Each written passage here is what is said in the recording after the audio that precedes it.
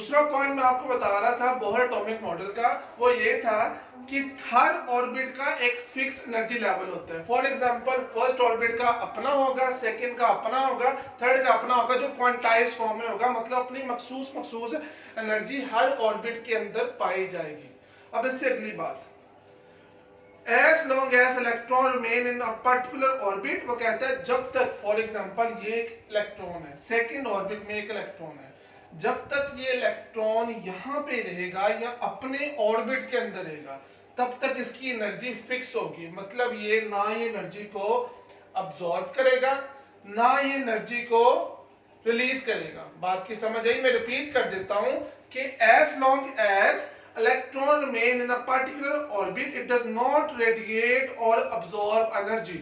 इस बात को समझिएगा दोबारा कि दूसरा पॉइंट, तीसरा पॉइंट उसने ये कहा कि जब तक एक इलेक्ट्रॉन अपने मखसूस ऑर्बिट में पाया जाता है तब तक वो ना एनर्जी को रिलीज करता है ना एनर्जी को अब्सॉर्ब करता है। बात की समझ आई? अब इससे साबित हो गया कि इलेक्ट्रॉन कंटिन्यूसली क्या नहीं करता, एनर्जी को ना अब्सॉर्ब करता है ना रिलीज करता है। अब अगली बात, the energy is emitted or absorbed only when an electron jumps from one orbit to another।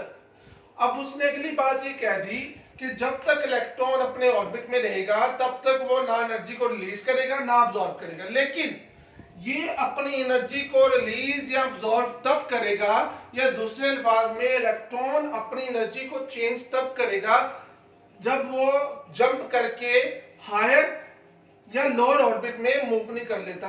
मतलब ये हुआ कि ये 2 से अगर फर्स्ट ऑर्बिट में जाएगा या 2 से थर्ड ऑर्बिट में जाएगा तब ये अपनी एनर्जी को चेंज करेगा। अदरवाइज जब तक ये अपने ऑर्बिट के अंदर है तब तक उसकी एनर्जी फिक्स होगी, एनर्जी चेंज नहीं होगी।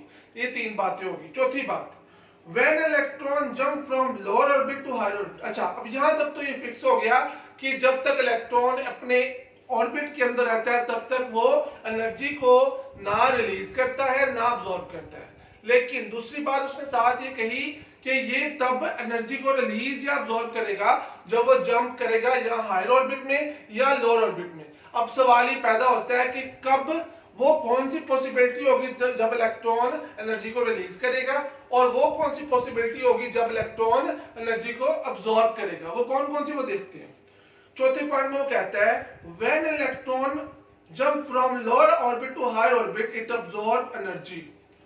फॉर एग्जांपल ये सेकंड ऑर्बिट में एक इलेक्ट्रॉन है, वो कहता है जब इलेक्ट्रॉन अपने से ज्यादा बड़े वाले ऑर्बिट में मूव करेगा। फॉर एग्जांपल मैं कहता हूं, ये देखिएगा जरा, ये इलेक्ट्रॉन है, इसने क्या किया, इसने छोटे ऑर्बिट से बड़े ऑर्बिट में जाके जंप किया, तो इससे क्या होगा, इससे एनर्जी क्या हो जाएगी, इससे एनर्जी हो जाएगी अब्सॉर्ब हो जाएगी। फॉर एग्जांपल क्यों एनर्जी अब्सॉर्ब होगी, क्योंकि इसको एनर्जी चाहिए होगी कि ताकि ये अपने छोटी वैल्यू से बड़ी वैल्यू में जंप करे। फॉर एग्जांपल इसकी बहुत आसान एग्जांपल है, अगर फॉर एग्जांपल आपने नीचे वाले पोर्शन से अपने घर के ऊपर वाले पोर्शन में जाना है तो क्या आप एनर्जी को यूज करोगे या एनर्जी को रिलीज करोगे? आप एनर्जी को यूज करोगे, एनर्जी को अब्सॉर्ब करोगे और यूज करते हुए ही आप ऊपर जाओगे। बिल्कुल इसी तरह इलेक्ट्रॉन को भी एनर्जी अब्सॉर्ब करनी पड़ती है जब वो छोटे ऑर्बिट से बड़े ऑर्बिट में जंप करता है।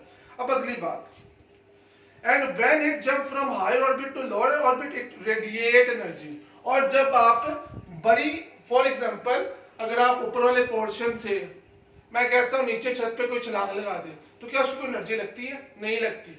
क्यों नहीं लगती?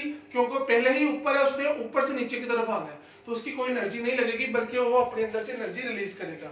बिल्कुल इसी तरह अगर फॉर एग्जांपल सेकंड ऑर्बिट में ये इलेक्ट्रॉन है, ये सेकंड से फर्स्ट में जाना चाहता है, तो ये क्या होगा, ये अपने अंदर से एनर्जी को रिलीज करेगा, एनर्जी को खारिज करेगा। मैं रिपीट कर देता हूं ये बात, जब भी कोई इलेक्ट्रॉन अपने छोटे ऑर्बिट से बड़े ऑर्बिट में जाना चाहेगा तो ये इलेक्ट्रॉन को, ये सॉरी एनर्जी को क्या करेगा, अब्सॉर्ब करेगा। और जब ये इलेक्ट्रॉन बड़े से छोटे ऑर्बिट में जाना चाहेगा, सेकंड से फर्स्ट में फॉर एग्जांपल, तब ये एनर्जी को रिलीज करेगा। ये बात आपने भूलनी नहीं है, ये एमसीक्यू के लिहाज से भी आती है। ओके, अब अगली बात, this change in energy delta E. अब उन्होंने कहा डेल्टा ई क्या होता है, चेंज इन एनर्जी, वो किसके बराबर होगा, E2 माइनस E1 की, E2 माइनस E1। अब यहाँ पे E2 क्या होगा और E1 क्या होगा। E2 फॉर एग्जांपल है सेकंड ऑर्बिट की एनर्जी, और E1 है फर्स्ट ऑर्बिट की एनर्जी। अगर हमने चेंज एनर्जी देखनी है तो हमने क्या करना है, सेकंड ऑर्बिट की एनर्जी को फर्स्ट ऑर्बिट की एनर्जी से माइनस कर देना, तो हमारे पास चेंज एनर्जी आ जाएगी। फॉर एग्जांपल मैं कहता हूं सेकंड ऑर्बिट की एनर्जी, मैं एग्जांपल दे रहा हूं, सेकंड ऑर्बिट की एनर्जी है E2, वो है 25, ओके, और फर्स्ट ऑर्बिट की एनर्जी है फॉर एग्जांपल 17, और मैंने चेंज इन एनर्जी को फाइंड आउट करना है। तो क्या करूंगा, फॉर्मूला पुट करूंगा मैम, मुझे पता है E2 की वैल्यू है 25, E1 की वैल्यू है 17, तो मेरे पास आंसर आ जाएगा 8। ये चेंज इन एनर्जी की मेरे पास वैल्यू आ जाएगी। बात की समझ आ गई यहाँ पे? ओके, इससे अगली बात, ये फॉर्मूला है किसका, change in energy, delta for change. अब अगली बात, this change in energy delta E is given by following Planck's equation. अब यहाँ पे इसके आगे अगर आप गौर करें तो वो HV लिखा हुआ है।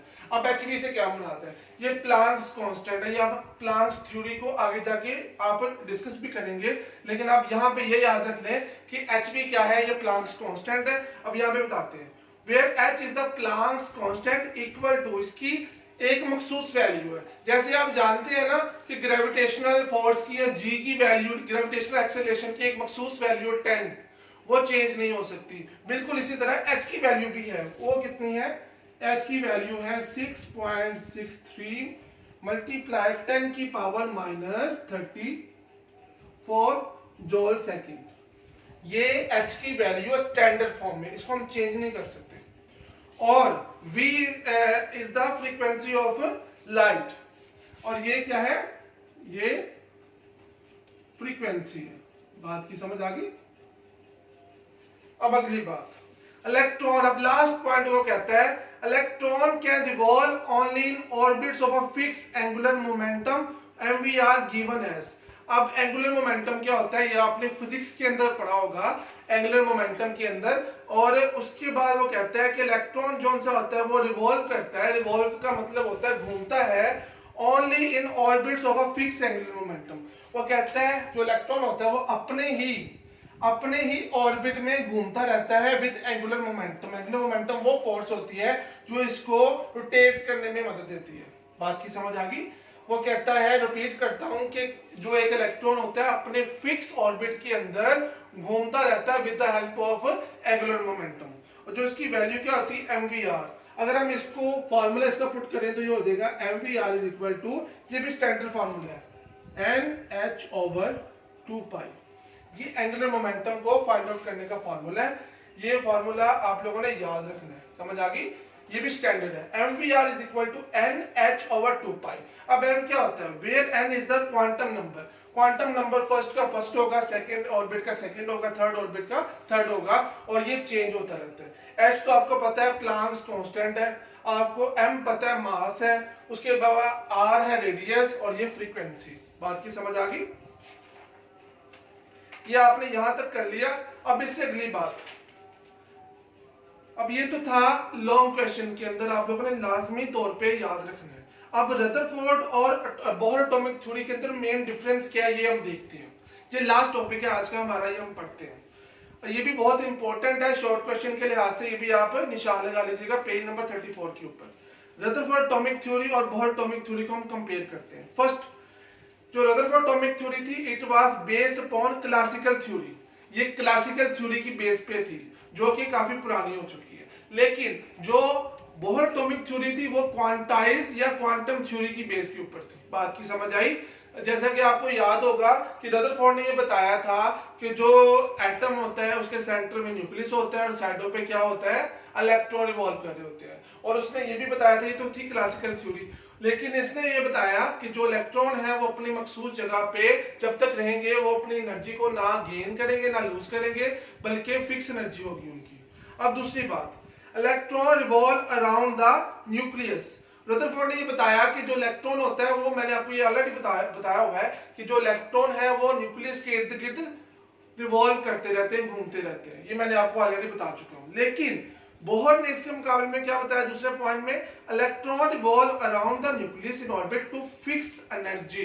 वो कहता है, इसने एक पॉइंट ऐड कर दिया, वो कहता है, नील बोहर कहता है कि इलेक्ट्रॉन वॉल्व तो कर ही रहे होते हैं अपने अपने ऑर्बिट के अंदर, लेकिन उनकी एनर्जी फिक्स होती है। रदरफोर्ड ने ये नहीं बताया था कि उसकी एनर्जी फिक्स होती है। वो रदरफोर्ड ने बताया था कि वो कंटिन्यूअसली जो इलेक्ट्रॉन होते हैं वो अपनी एनर्जी को या गेन करते रहते हैं या लूज करते रहते हैं दूसरे पास में, या अब्सॉर्ब करते हैं या एमिट करते हैं। ओके, लेकिन इसने बताया, नील बोहर ने बात को बताया कि जो इलेक्ट्रॉन है वो रिवॉल्व तो करते हैं न्यूक्लियस के अराउंड, लेकिन वो अपनी उसकी एनर्जी जो होती है वो फिक्स होती है। तीसरी बात, no idea about orbits was introduce. आप जानते हैं जब हमने रदरफोर्ड एटॉमिक मॉडल पढ़ा, हमने पूरा मॉडल पढ़ लिया, लेकिन उसके अंदर कहीं भी ऑर्बिट्स का जिक्र नहीं था। जैसे ये नील बोहर के अंदर ये orbits, first orbit, second orbit, third orbit, यहाँ पे जिक्र है, लेकिन रदरफोर्ड को पता ही नहीं था ऑर्बिट क्या होता है। लेकिन ऑर्बिट हैड एंगुलर मोमेंटम, लेकिन बोहर एटॉमिक थ्योरी में बताया गया कि लास्ट पॉइंट जो सा था आपको याद होगा, जिसमें मैंने बताया एंगुलर मोमेंटम के हवाले से, वो कहता है, नील बोहर ने ये बता दिया कि हर इलेक्ट्रॉन ऑर्बिट्स में मूव करते हैं और इनका एक फिक्स एंगुलर मोमेंटम होता है जो हेल्प आउट करता है उनको मूव करने में।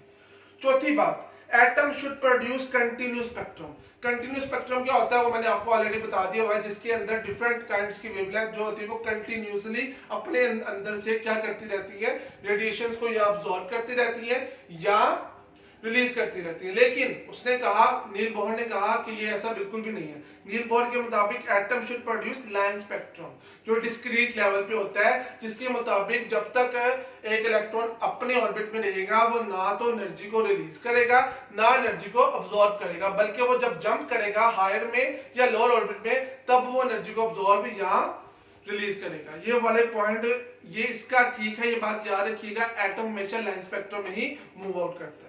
और लास्ट बात, एटम शुड कोलैप्स, ये मैंने आपको डिफेक्ट्स के अंदर ही बता दिया था कि अगर तो रदरफोर्ड एटॉमिक मॉडल ठीक होता तो इसके मुताबिक इलेक्ट्रॉन के अंदर से एक ऐसा टाइम आता जब एनर्जी खत्म हो जाती और वो न्यूक्लियस के अंदर जाके कोलैप्स हो जाता। ओके, लेकिन ऐसा नहीं है। वो बोहर ने बता दिया कि एटम शुड एग्जिस्ट, एटम पाया जाता है, वो कोलैप्स नहीं हो सकता। बात की समझ आई, वो तबाह नहीं हो सकता, लेकिन एटम हमेशा एग्जिस्ट करता है।